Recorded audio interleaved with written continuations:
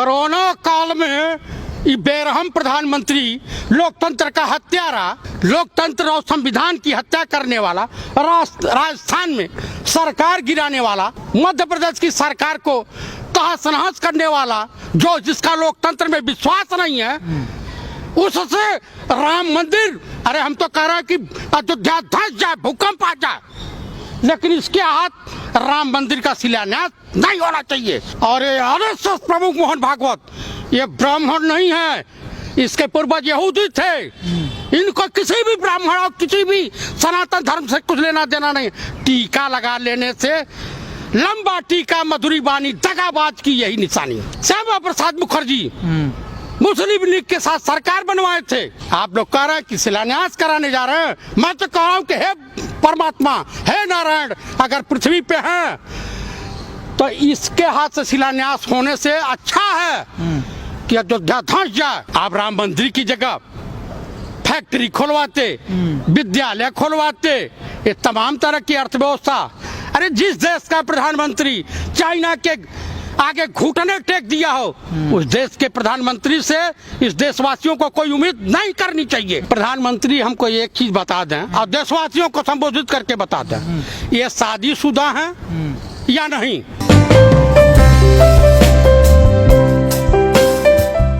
Sir, Ayodhya में 5 अगस्त को राम जन्मभूमि का सर पूजन होने वाला है, आप क्या कहेंगे जिसमें प्रधानमंत्री स्वयं खुद जा रहे हैं? मैं देशवासियों से अपील करता हूँ और हमारे सत सनातन धर्म में नारायण के बाद, परवरदिगार आलम के बाद, गाड के बाद, वाहेगुरु के बाद, अगर हम लोग किसी को पृथ्वी पर धर्म गुरु के रूप में मानते हो तो है हमारे जगत गुरु शंकराचार्य।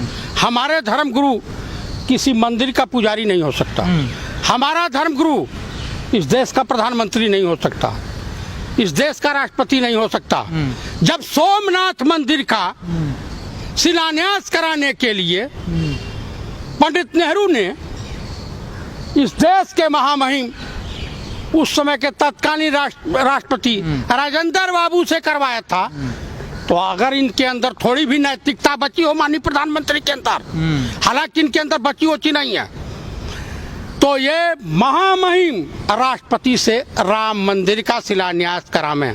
मुझे ये विश्वास है और अकूट विश्वास है कि वो सनातनी हैं महामहिम, और अशुभ घड़ी में कभी भी वो राम मंदिर का शिलान्यास कराने महामहिम राष्ट्रपति महोदय नहीं जाएंगे। इस देश के तमाम विद्युत मंडली, तमाम साधु संत 5% जो रियली सनातन धर्म को मानते हैं, सनातन धर्म आपसी भाईचारे को बढ़ावा देने के लिए बना है।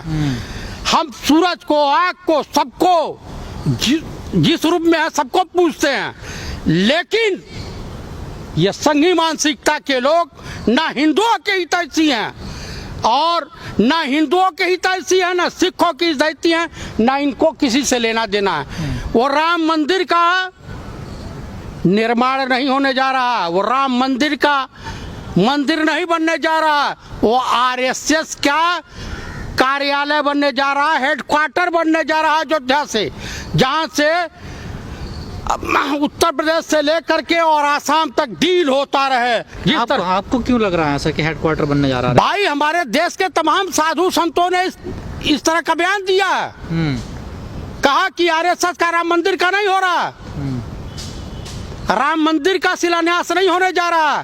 कोरोना काल में ये बेरहम प्रधानमंत्री, लोकतंत्र का हत्यारा, लोकतंत्र और संविधान की हत्या करने वाला, राजस्थान में सरकार गिराने वाला, मध्य प्रदेश की सरकार को तहस नहस करने वाला, जो जिसका लोकतंत्र में विश्वास नहीं है, उससे राम मंदिर, अरे हम तो कह रहे हैं कि अयोध्या धस जाए, भूकंप आ जाए, लेकिन इसके हाथ राम मंदिर का शिलान्यास नहीं होना चाहिए।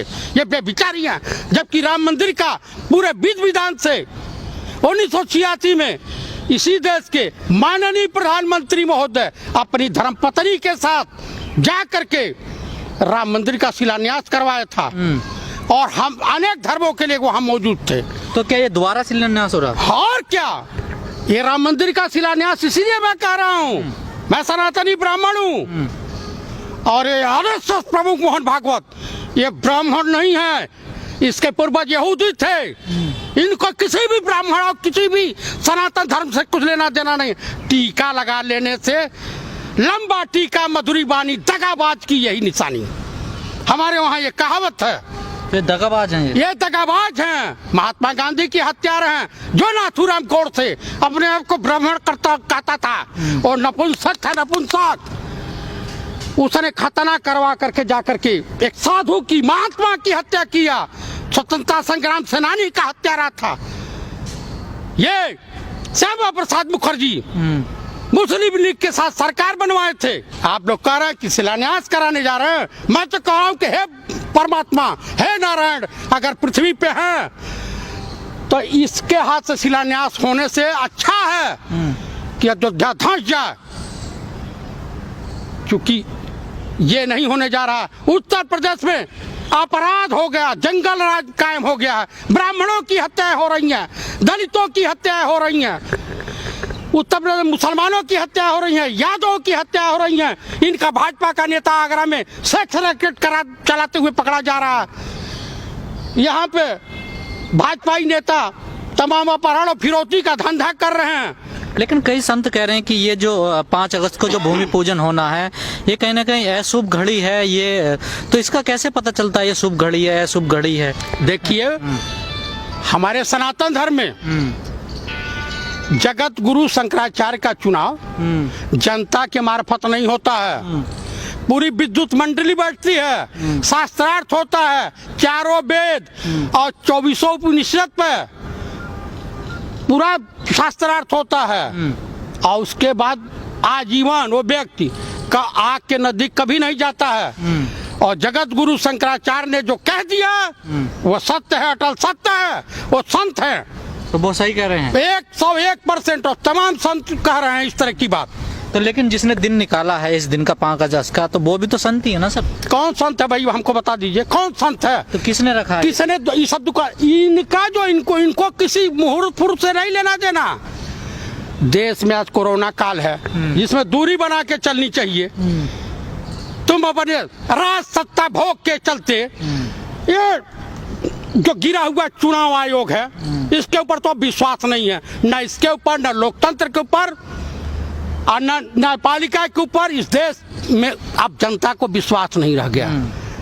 अरे आप राम मंदिर की जगह फैक्ट्री खोलवाते, विद्यालय खोलवाते, ये तमाम तरह की अर्थव्यवस्था। अरे जिस देश का प्रधानमंत्री चाइना के आगे घुटने टेक दिया हो उस देश के प्रधानमंत्री से इस देशवासियों को कोई उम्मीद नहीं करनी चाहिए, बिल्कुल नहीं करनी चाहिए। तो क्या ये जो दिन रखा गया जानबूझ के रखा गया? ये जानबूझकर चाइना से, देश की गिरती अर्थव्यवस्था से और राजस्थान से लोकतंत्र की हत्या हो रही है। जनता को विश्वास हो गया। कल ही मन की बात कर रहे थे, हिंदुस्तान में कोई सुनने को तैयार नहीं था। सिर्फ राहुल जी ने जो लोकतंत्र की हत्या के खिलाफ आवाज उठाई थी उस पे मोबाइल से जो हो रहा था सोशल मीडिया पे उसको लोग देख रहे थे, उसमें ही फेल हो गए। गूगल वालों ने बता दिया। बताइए, तो आपको नहीं लगता अगर ये घड़ी अब शुभ है और प्रधानमंत्री खुद जा रहे हैं वहाँ पर भूमि पूजन करना है, तो देश में अनेक पार्टियां वो विरोध क्यों नहीं कर रही हैं? आखिर वजह क्या है? प्रधानमंत्री हमको एक चीज बता दें और देशवासियों को संबोधित करके बता दें, ये शादीशुदा हैं या नहीं। अगर अपने आप को हिंदू मानते हैं, सनातनी मानते हैं, तो सनातन धर्म में जिस राम को ये आदर्श मानते हैं, रामेश्वर स्थापना, जिस लंका की चढ़ाई के लिए पुल का निर्माण हो रहा था और रामेश्वर स्थापना हो रही थी, रावण स्वयं आया था पूजन कराने। कहा कि अब शादीशुदा है प्रभु, आपके बगल में माता जी को होना चाहिए। कहा तो आपके वहाँ, कहना हमारे वहाँ तो नकली हैं। क्या शादीशुदा ही भूमि पूजन कर सकते हैं? आप कमारे हो तो कीजिए, लेकिन आप तो कमारे नहीं हो। आप ले जाइए, वो जो जसोदा बहन जी हैं, हम लोगों की सीनियर हैं, उनको ले जाइए, उनको भी तो अधिकार मिलना चाहिए। तो महिलाओं पे बात करते हो, महिलाओं का शोषण करते हो, किस मुंह से बात करते हैं माननीय प्रधानमंत्री?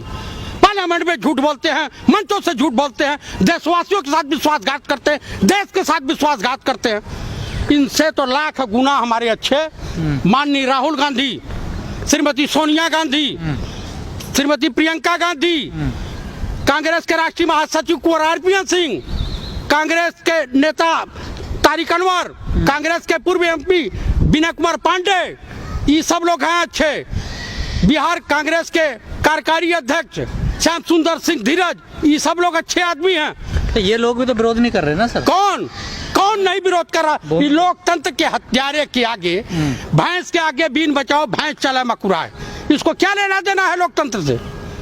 जो आदमी सर्वदलीय बैठक के बाद चाइना के खिलाफ, चाइना शब्द, चाइना का नाम लेने से घबरा रहा हो, उस व्यक्ति से कहने से क्या फायदा? कोई फायदा है? अब इसके खिलाफ एक ही है कि पूरा जन आंदोलन होगा। नहीं, लोग तो खुश है ना। कौन खुश है इस देश में? कौन सा खुश है? किसी गांव में इनके विधायक और एमपी चले जाए प्रचार में, बिहार में पिटा रहे हैं ना, यूपी में भी पिटाए हैं। अब शुरू हो गया है प्रोग्राम, जहां जनता जूते लेके ढूंढ रही है। राम मंदिर के बहकाव में, राम तो घट घट में है। राम को तुम एक कमरे में कैद करना चाहते हो? राम को कैद करने की हैसियत पृथ्वी पे का तीनों लोगों में किसी की हैसियत नहीं है। लेकिन कुछ लोग तो काल्पनिक मानते हैं इस पूरे मैटर को, मुद्दे को। राम को भी काल्पनिक नहीं, राम काल्पनिक नहीं है। देखिए, नारायण काल्पनिक नहीं है। समय समय पर पृथ्वी पर ऐसे अत्याचारी व्यभिचारी पैदा हो जाते हैं, तो उनका नाश करने के लिए ईश्वर किसी न किसी रूप में प्रकट होते हैं। काल्पनिक नहीं है। रावण को कौन पृथ्वी पे हराने की हैसियत था? वो भी सनातनी ब्राह्मण था। वो भी ब्राह्मण, वो भी सनातनी ब्राह्मण था। नारायण के सिवा किसी मनुष्य और नर किन्नर में औकात नहीं थी कि रावण को परास्त कर सके।